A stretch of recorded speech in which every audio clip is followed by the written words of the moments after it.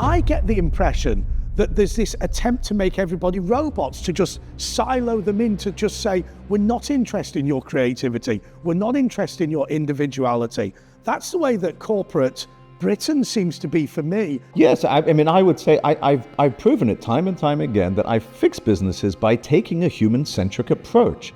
Nowadays, you know, to create a successful organization, you have to have people that are motivated, they have to have a sense of purpose, they have to have a sense of autonomy, then you get the best out of them. If you're a cog in a machine and you have a meaningless job, you haven't got the security of a home, you haven't got the security of a family or community, you're dead. And this brings you back to life. You start to make decisions again, to start to take responsibility for yourself, for the family, for the community, have your own home. You're starting to live. The Manna journey is the catalyst for change in our world. It's a consistent source of truth for the next generation and current leaders. Our mission is to change the world by reframing our current governance, by using ancient wisdom to solve modern problems, and by shaping innovative new businesses to have a culture of pursuit of purpose.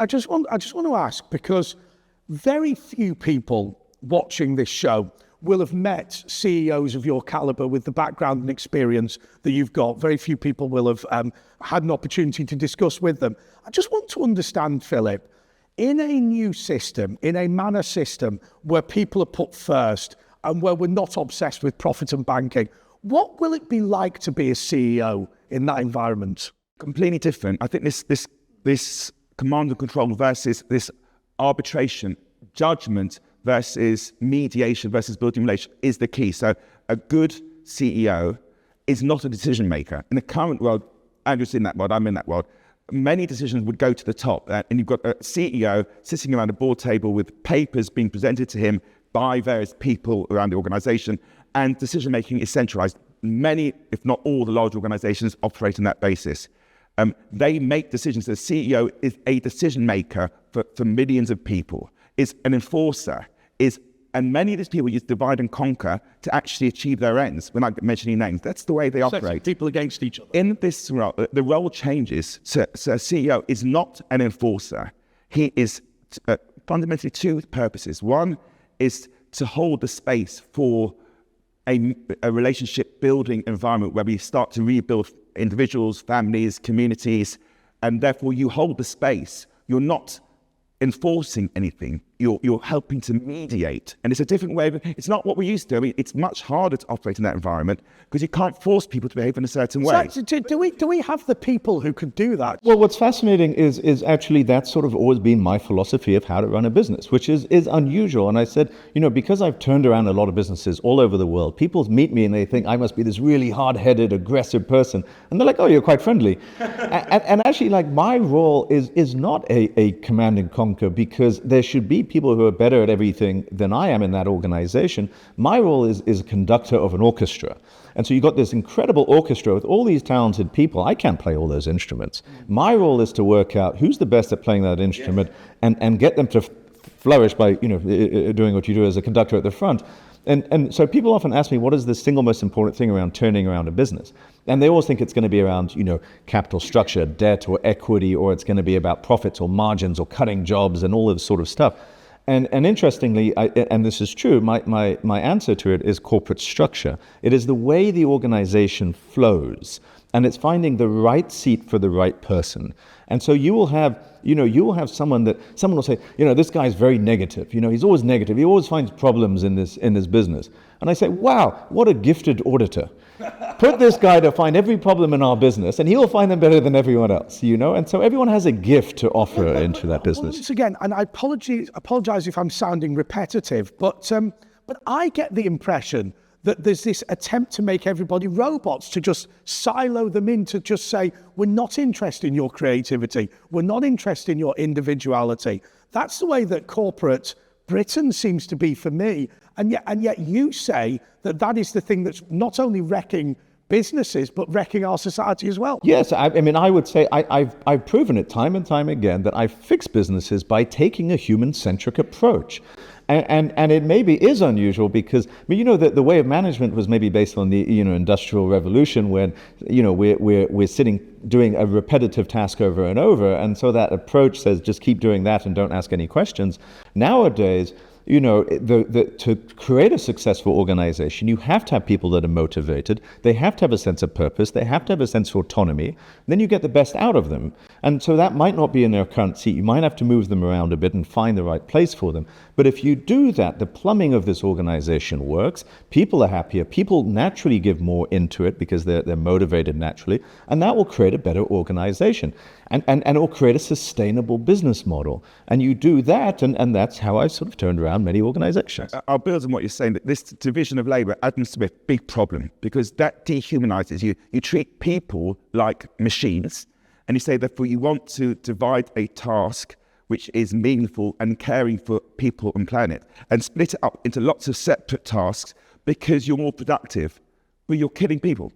No, you underestimate, these people are things, they're dehumanized and they could die because they're not living meaningful lives. And we forget about people, and therefore this concept of moving away from Adam Smith economics, whereby everybody is a cog in a machine, has to go. And we have to look at more integrated. And with things like 3D printing, that means you can start doing a lot more yourself and reintegrate jobs away from a part of a process which is inhuman to actually part of a team that is achieving needs with people and planet. And that is the kind of model that we're talking about. And if money actually is defined in a people-centric way, money suddenly takes meaning. So £50 is the amount of money that one person needs to live a day.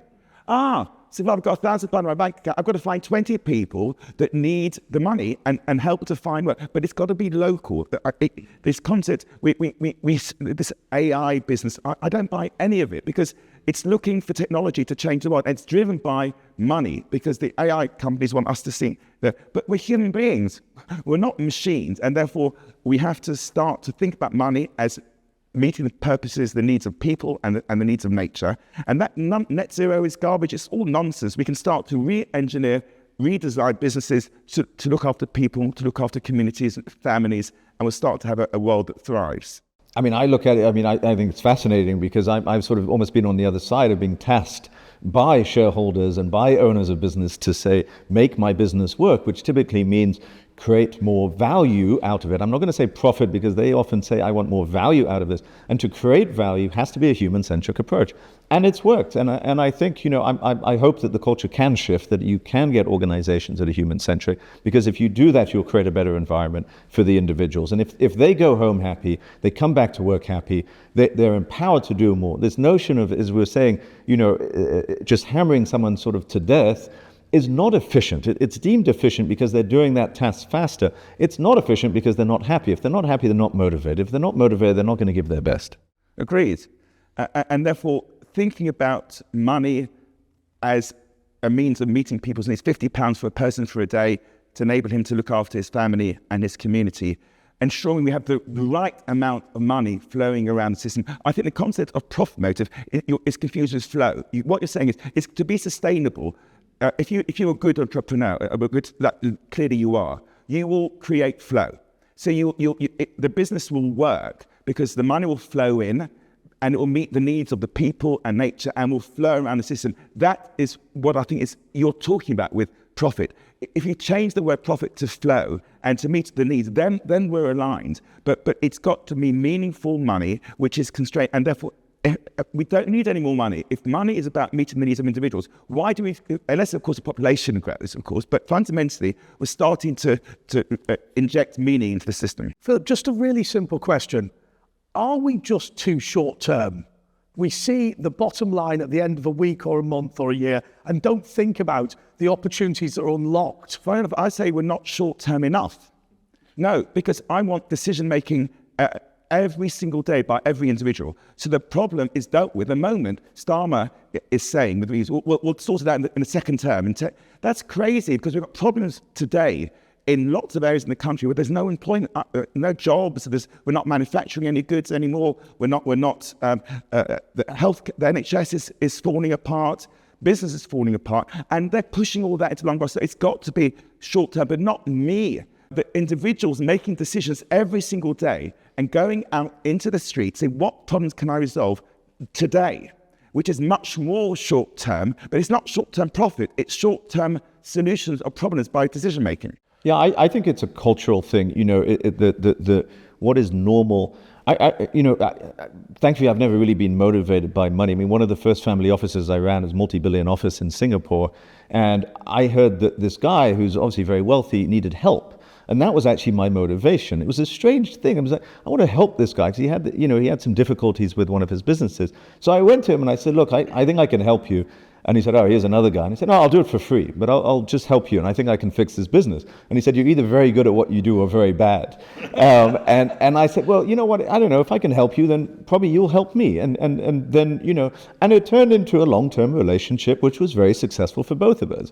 But I went in with a different approach other than monetary. And I think people become obsessed, and culture has become obsessed. And I think that culture change has to happen, that there are other ways which can be more productive for you, more meaningful. You can have a better life if you're not just driven all the time by chasing money. But you went to school, and from the minute you arrived, it was hammered into you: profit, money, cars, houses. If it was hammered into you, like we're talking about here, if it was hammered into you, society, community, family, love, support, all of these really human concepts, then people would, imagine if people judged their success to be how much they benefited their community and whether they were a great father. Well, in fact, that is the definition of success. Ask anyone on their deathbed, what you're most proud of, and they will say, my children. And they will say that I still have a good relationship with my children, or I'm proud of what I created out of them. I'm proud how I gave back to society. I'm proud how I helped other people. That's the stuff that, people thrive on, because it's what people need. I think we're innately that way. We always have to remind ourselves and reattach to who we are as people. It's channeling the testosterone into building relationships with family and with community and society away from money. If the testosterone is, we all have it. We're not denying it. We're all competitive. Men and women alike. But we have to channel that energy into relationship building rather than money building for myself. Can I ask you as a final question? How will life be better for people if we move to this model, whereby people have real meaningful jobs, where profit is not the number one motive, and where banking doesn't rule everything? Well, people start to live again. Because to me, if you're a cog in a machine and you have a meaningless job, you haven't got the security of a home, you haven't got the security of a family or community, you're dead. And this brings you back to life. You start to make decisions again, to start to take responsibility for yourself, for the family, for the community, have your own home. You're starting to live. So it's effectively bring rebirth. To rebirth. It is a rebirth. Okay, thank you so much, Phillip Ullmann, and thank you so much, Andrew Chalmers. Until next time, goodbye.